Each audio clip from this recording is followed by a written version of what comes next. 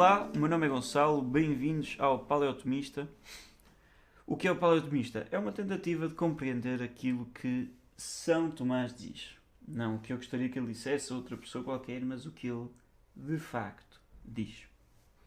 Temos mais um episódio de Tomás o Mestre e vamos para a 7ª tese. Estamos a ver as 24 teses tomistas. Estas 24 teses aprovadas pela Santa Sé, que nos resumem os princípios da filosofia tomista, aos quais todo o filósofo e todo o teólogo católico deve seguir.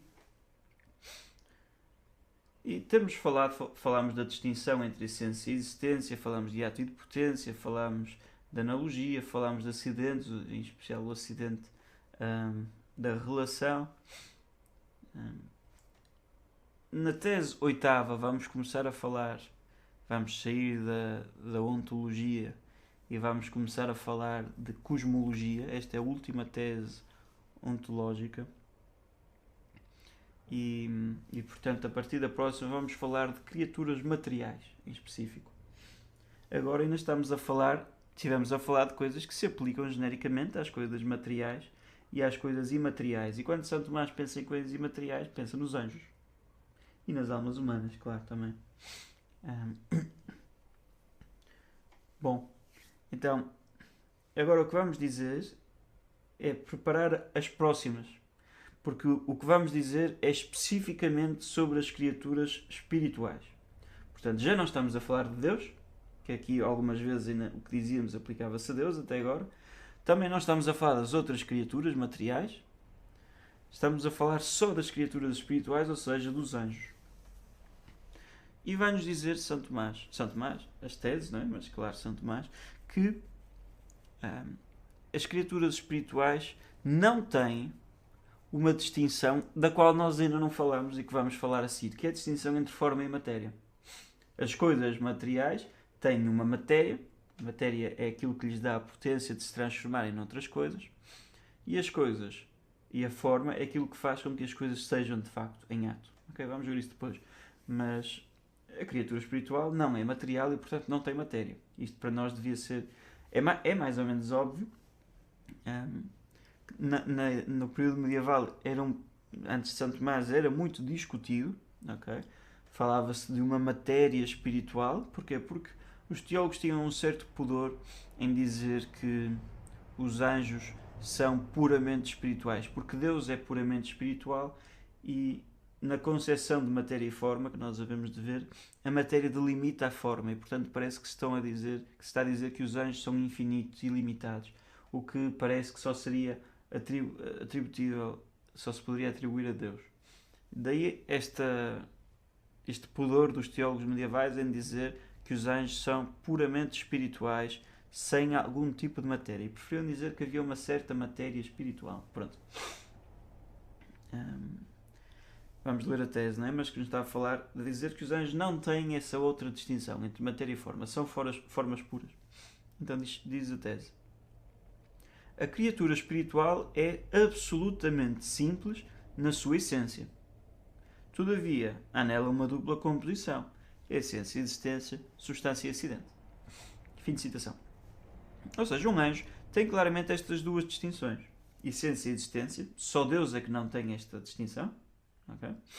Portanto, o anjo claramente tem. Para o anjo, a definição do anjo e o facto de ele ser aquilo através do qual ele é, são coisas diferentes. Okay? A existência é aquilo através do qual uma coisa é. Tal como se pensarmos nocionalmente no assunto, correr é aquilo através do qual o corredor corre, através da ação de correr. O Joãozinho torna-se um corredor. E, portanto, a existência é aquilo através do qual a essência se transforma num ente. Pronto. O anjo tem esta distinção e também tem a distinção de substância e de acidente. O anjo Gabriel, a uma dada altura, estava a comunicar-se a Nossa Senhora, noutra dada altura não estava a comunicar-se a São José, noutra dada altura estava a fazer outra coisa qualquer. Numa dada altura está a pensar numa coisa. Pronto, há esta distinção nos anjos que não há em Deus também, não é? Portanto, Deus, desde toda a eternidade, está a exercitar num único ato o conhecimento de todas as coisas, o amor de todas as coisas, a criação de todas as coisas, etc, etc. E Deus conhece-me a mim, conhece quem está a ouvir, conhece a câmara, conhece o computador, tudo num único ato. Eu não. Eu olho para a câmara, olho para o telemóvel, olho para o computador, olho para mim. Em vários atos. Mas Deus tem esta unidade. A criatura espiritual é absolutamente simples na sua essência, ou seja, a sua essência não é composta de forma e matéria, mas depois a sua essência compõe-se por cima com a existência, por baixo com os acidentes. Okay? A sua essência, eu vou repetir, compõe-se por si, ou seja, ela de si não é composta, mas compõe-se com algo superior a ela, a existência, e compõe-se com algo inferior a ela, os acidentes. Mas a sua essência é absolutamente simples, enquanto nas criaturas materiais elas vão ser compostas de forma e matéria.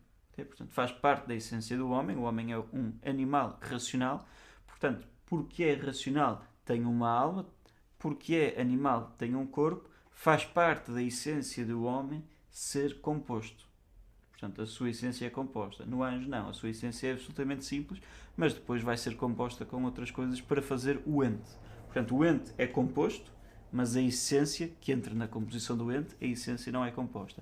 No caso das criaturas materiais, falamos em particular do homem, o ente é composto e a própria essência que compõe o ente, também ela é composta. Espero ter sido claro. Espero que estejamos a aprofundar o pensamento de Santo Tomás. Podem pôr dúvidas à vontade nos comentários, como quiserem, mandar mensagem, e-mail, o que vocês quiserem. Tirem dúvidas, o objetivo é compreendermos o grande pensamento de São Tomás de Aquino. Portanto, muito obrigado pela vossa atenção. Até à próxima. Louvado seja Nosso Senhor Jesus Cristo.